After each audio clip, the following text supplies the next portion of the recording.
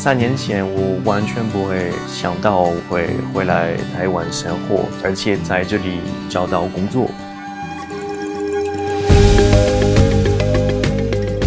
J'ai passé les 4 premières années de ma vie en Afrique, au Niger, à Niamey, où mon père était médecin pour l'association Médecins sans frontières. Et du coup, c'est un souvenir qui reste très prégnant dans ma mémoire, dans les sensations que j'ai pu avoir là-bas, tout ce que j'ai pu voir de mes yeux. Je me souviens du fleuve Niger, auprès duquel je marchais le soir souvent avec mon père, les hippopotames qui étaient dans l'eau. C'est une expérience qui m'a profondément marqué.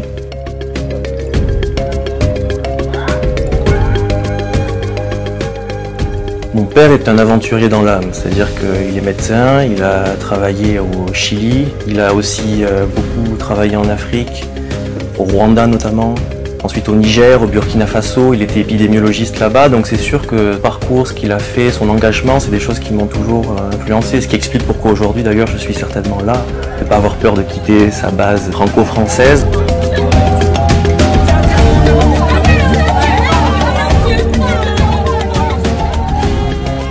Quand je suis entré à l'université, un très bon ami qui est rentré de Taïwan en fait, et qui m'a conseillé d'y aller. J'étais à Kaohsiung, à l'université Guoli Zhongshan Daxue.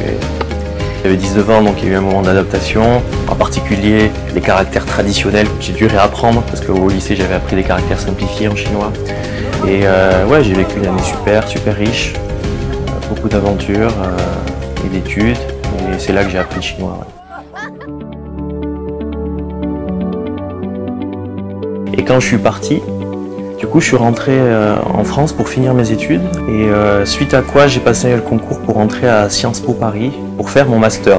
Donc après mon diplôme, j'ai été pris pour un programme à la Commission européenne, donc à Bruxelles. Et à ce moment-là, il se trouve qu'en France commencent les Gilets jaunes, le mouvement des Gilets jaunes.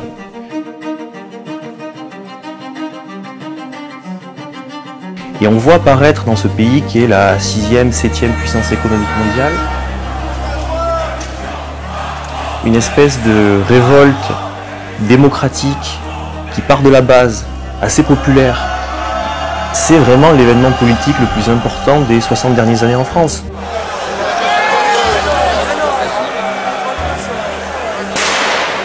Et j'avoue que ça m'a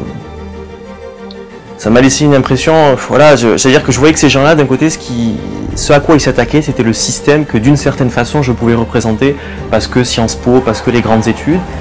Et c'est vrai que l'écart entre ces gens-là et ceux avec qui que je côtoyais à la Commission européenne était immense.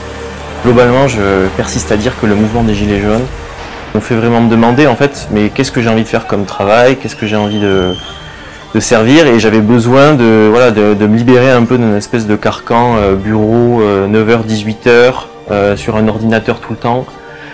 C'est là que l'idée d'écrire un roman est née. Je me suis dit qu'il fallait que j'écrive sur l'expérience que j'ai vécue, sur cette quête de sens de ma génération, les jobs à la con, l'absurdité de certaines situations dans le monde du travail. À la fin 2019, c'est le début aussi de l'épidémie de Covid. Donc là, moi, je me retrouve en France, bloqué, entre guillemets, parce que j'étais à Paris à ce moment-là, chez un ami. Je sais pas trop où je vais là, je sais pas trop ce que je vais faire, mais une intuition m'a dit « Retourne à Taïwan ».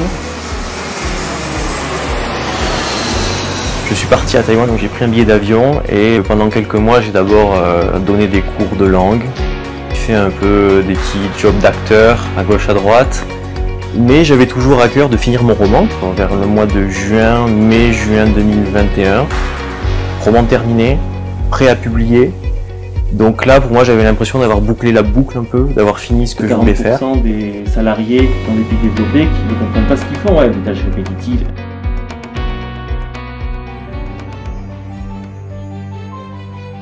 J'ai eu la chance, donc après la publication du roman, de rentrer dans un nouveau média qui se crée, audiovisuel, qui est Taïwan Plus. Le but de Taïwan Plus, c'est d'apporter à une audience internationale la plus large possible une espèce de nouvelle vision de Taïwan. Qu'est-ce qui se passe sur cette île?